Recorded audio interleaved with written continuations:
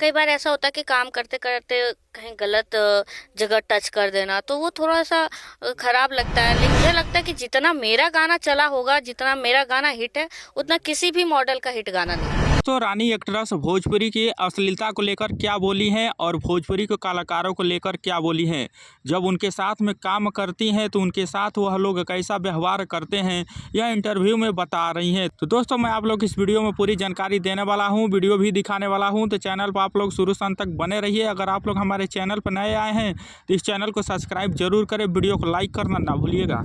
हो सकते हो खराब, भोजपुरी कैसे खराब है ना। आप अगर सही हो तो कुछ भी खराब नहीं।